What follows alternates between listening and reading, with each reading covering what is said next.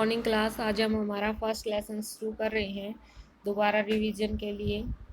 जो main point हैं इस लेसन के वो आज हम करेंगे। हमारे लेसन का नाम है ईंट मनके तथा अस्थियां, हड़प्पा स्थल। हड़प्पा की मुहरें हड़प्पा सभ्यता की महत्वपूर्ण जानकारी देती हैं और ये सेलखड़ी नामक पत्थर से बनी हैं और इन पर लिपि के चिन्ह मिले हैं जिसे अब तक पढ़ा नहीं जाता है। मुहरें किस पत्थर से बनी होती थी? ज़्यादातर सेलखड़ी पर नामक पत्थर से। हड़प्पा सभ्यता को सिंधु घाटी की सभ्यता भी कहा जाता है। हड़प्पा सभ्यता का दूसरा नाम भी सिंधु घाटी सभ्यता ही है और इसका काल रहा है 2600 ईस्वी पूर्व से 1900 ईस्वी पूर्व के बीच। और इसके मुख्य केंद्र रहे हैं हड़प्पा, मोहनजोदड़ो, लोथल, धोलावीरा, कालीबंगन आदि। हड़प्पा स्थल की जो पूर्व बस्तियां हैं वो प्राय छोटी होती थी और उनमें सिर्फ कृषि का और पशुपालन का कार्य किया जाता था। अफगानिस्तान के सोर्तुगई नामक पुरा स्थल से हड़प्पा स्थल में नहरी सिंचाई के अवसर मिले हैं। कहाँ से मिले नहरी सिंचाई के? अफगानिस्तान के सोर्तुगई नामक स्थल से। हड़प्पा के पुरा स्थलों से मिले अनाज के दानों तथा पशु पक्षियों की हड्डियों से हड़प्पाई लोगों के भोजन की जानकारी मिली है। हड़प्पा काल में बर्तन पत्थर, धातु, मिट्टी से बनाए जाते थे। बलुआ पत्थर से बनी जो चक्कियां भी वहाँ ऐसी मिली हैं। किस पत्थर से? बलुआ पत्थर से। हड़प्पा सभ्यता का सबसे पुराना खोजा गया शहर हड़प्पा था, परंतु सबसे महत्वपूर्ण था मोहनजोदड़ो। सबसे पुराना तो कौन सा था? हड़प्पा, लेकिन सबसे महत्वपूर्ण कौन सा था? मोहनजोदड़ो। मोहनजोदड़ो एक नियोजित शहर था जो पहले क्या किया जाता था? प्लान किया गया है और फिर बनाया गया है। उसके बाद इन्होंने बताया है कि यहाँ की जो गलियां हैं और सड़कें एक दूसरे को समकोण पर काटती हैं। मकान पक्की ईंटों से बने हुए हैं और ये नगर के निचले हिस्से में थे। गंदे पानी की निकासी के लिए नालियां भी बनी हुई हैं। मोहनजोदड़ो के दुर्ग पर एक विशाल जलाशय है, एक गोदाम है और अन्य महत्वपूर्ण संरचनाएं मिली हैं। हड़प्पा के कुछ स्वाधान मिले हैं। स्वाधान जिनमें मृतकों को दफनाया गया है। ये एक प्रकार के गर्त हैं जहाँ समूह के साथ दैनिक प्रयोग की कुछ चीज़ें रखी जाती थी जो हमें डेली यूज़ में कोई चीज़ें आती हैं तो वो ऐसा सोचा जाता था ताकि मरने के बाद भी इनको वहाँ जा कर के मिलेंगी, इसलिए जब उनको दफनाया जाता था तो कुछ चीज़ें उनके साथ रख दी जाती थी। जो चीज़ें अमीर व्यक्तियों के साथ रखी जाती थी, जैसे महंगी महंगी चीज़ें मिली हैं जिसकी कब्रों में, तो इसे अनुमान लगाया जाता है कि अमीर व्यक्ति होंगे। जिसकी कब्रों में सस्ती चीज़ें मिली हैं उसका उसे अनुमान लगाया गया है कि उस समय भी नगर में अमीरी और गरीबी का प्रचलन था। तो नेक्स्ट इसमें बताया गया हड़प्पा सभ्यता के शिल्प के में मन के बनाना, शंख की कटाई, धातु क्रम, मोहरे तथा बाट बनाना आदि शामिल थे। शंख से चूड़ियाँ, करछियाँ, पच्चीकारी की वस्तु भी बनाई जाती थी। पच्चीकारी होता है कि काट करके, जैसे पत्थरों को काट करके उन पर डिजाइन बनाया जाता, वो। शिल्प उत्पादन के लिए केवल स्थानीय माल का ही प्रयोग किया जाता था। इसके लिए पत्थर, अच्छी लकड़ी, धातु आदि कच्चे माल बाहर से मंगवाने पड़ते थे।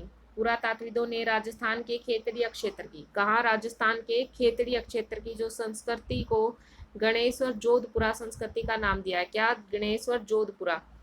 यहाँ तांबे की वस्तुएं बड़ी मात्रा में मिली हैं और मेसोपोटामिया के लेखों में वर्णित मेलूटा समुदाय हड़प्पाई क्षेत्र था।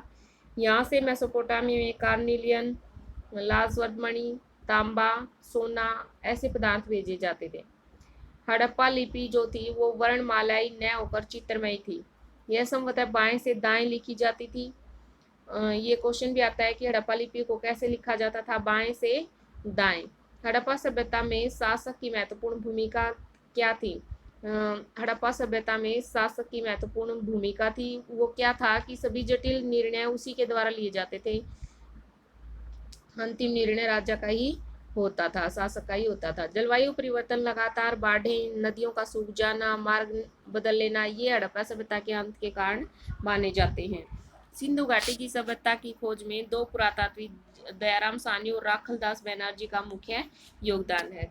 किसका? दयाराम साहनी और राखलदास बनर्जी।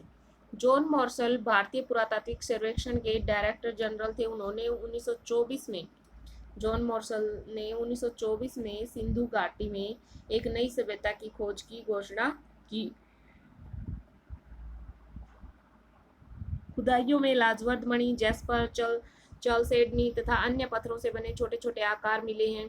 मेके के अनुसार तो ये पूजे जाने वाले लिंग थे या फिर पट्टों पर खेले जाने वाले खेलों में प्रयोग किए जाते थे।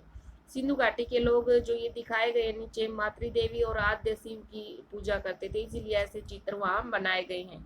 विभाजन के पश्चात सिंधु घाटी के प्रमुख स्थल पाकिस्तान क्षेत्र में आ गए और भारतीय पुरातात्विदों ने भारत में पुरास्थलों को खोजने का प्रयास किया और कई स्थल खोज निकाले और आज भी ये कार्य चल रहा है।